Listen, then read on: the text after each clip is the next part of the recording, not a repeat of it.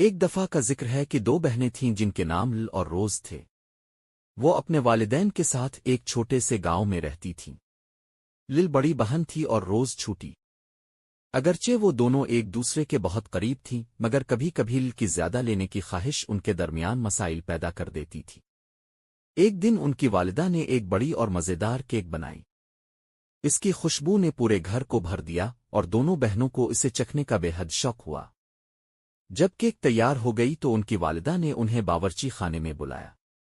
یہ کیک تم دونوں کے لیے ہے، ان کی والدہ نے مسکرا کر کہا۔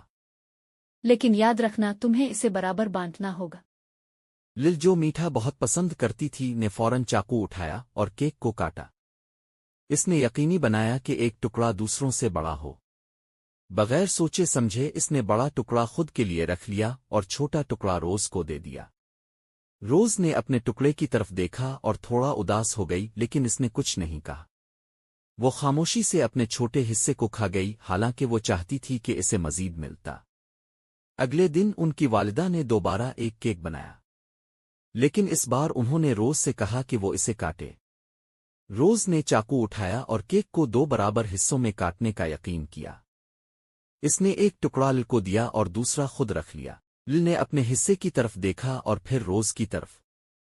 اسے احساس ہوا کہ گزشتہ دن وہ کتنی خود غرض تھی۔ روز نے بڑا ٹکڑا لینے کے بجائے منصفانہ طریقے سے حصہ بانٹا۔ لل کو اپنی غلطی پر شرمندگی محسوس ہوئی۔ اس نے روز کو گلے لگا کر کہا، میں کل بڑا ٹکڑا لینے پر معذرت چاہتی ہوں۔ تم بہت مہربان اور منصف ہو۔ روز نے مسکرا کر کہا، کوئی بات نہیں، ہم بہنیں ہیں اور ہمیں ہمیشہ منصفانہ طور پر چیزوں کو بانٹنا چاہیے۔ اس دن سے لل نے یہ یقین دلایا کہ وہ روز کے ساتھ ہر چیز برابر بانٹے گی۔ دونوں بہنیں مزید قریب ہو گئیں اور سیکھا کہ منصفانہ ہونے اور مہربان ہونے سے ان کے رشتے مضبوط ہوتے ہیں۔ منصفانہ طور پر بانٹنے اور دوسروں کے جذبات کا خیال رکھنے سے رشتے مضبوط ہوتے ہیں اور خوشی ملتی ہے۔